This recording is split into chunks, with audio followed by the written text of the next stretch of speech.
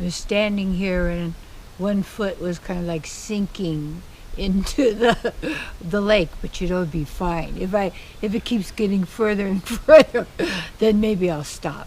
No, anyway, I was like contemplating what to share. All we can really do is share of ourselves. And what I like to offer is what I'm doing that's working for me. And my realizations now are many different from my nows of what we call the past.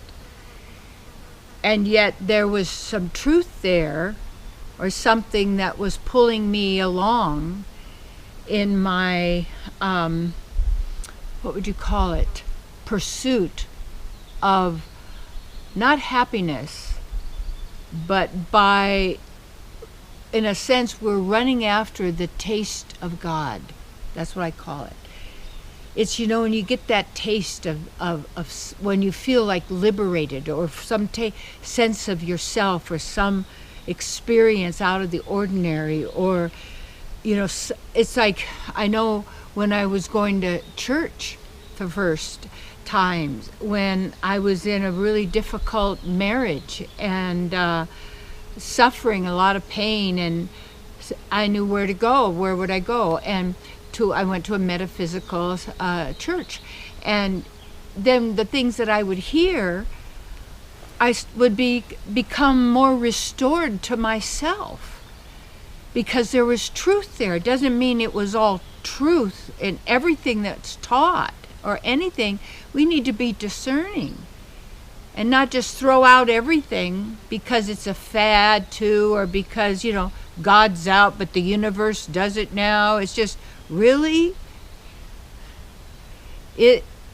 All of us denying the really essence and the divine powers and nature of everything. It's mystical. Yeah. Really mystical. And when we tune into nature, we're getting closer to the mystical, because there's more integrity. And that's what we're seeking, is the integrity of ourselves.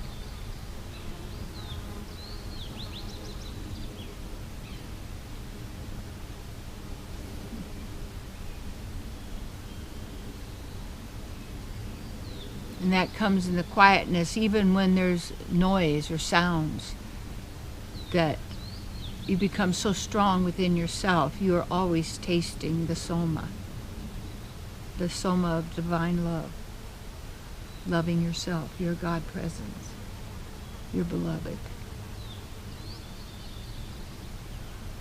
Yeah, but that was what was missing from some of that metaphysical teaching, that had a lot of the pieces of the puzzle. And just like anything, and what is the puzzle? We're trying to make a complete picture of, and how do we know when we find a piece we resonate with it? Mm-hmm. And it depends on what you're asking for and what you're open to and desire to realize. Ask for the topmost. But people say, oh, that means the this or the that in the world. No. To really and fully and completely be who you are, with all your powers and abilities activated. How do you do that? Well, to know that that's possible, and it is who you are.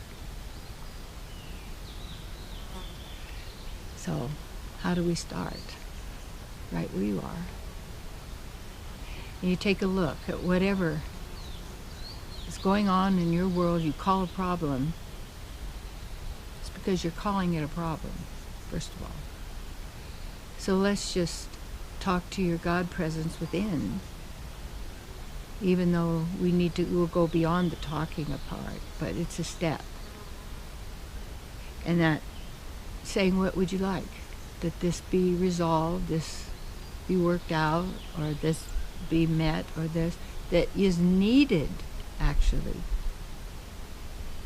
for your full the fulfillment of your divine purpose of complete self and God realization and activation beyond the confines or limits of the mind. Yeah. The silence. The sounds of the silence of nature.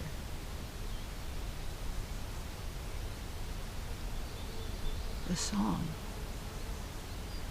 the light, the sun, is a transformer of a greater light. And we emanate our light. That's just a word, an emanation. And when you emanate hatred, you're hating yourself, and you're torturing yourself, and you're punishing yourself. You don't have to do that. That won't get you happiness later. It's right now. Just feel grateful. Be where you are.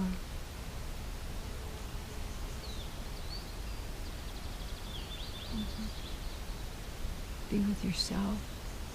And we're all together. You're not alone. And you're also who you are.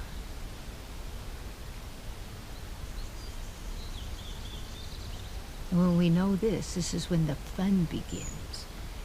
And when we start having fun, real fun, the joy, the pleasure, because we like to play, but not winners and losers, but simply playing. And playing is interested, like a play, maybe.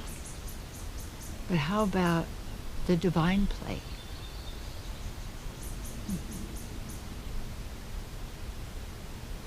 And you recognize the divinity in nature, the artistry, magnificent. It's a creation. And living entities activating.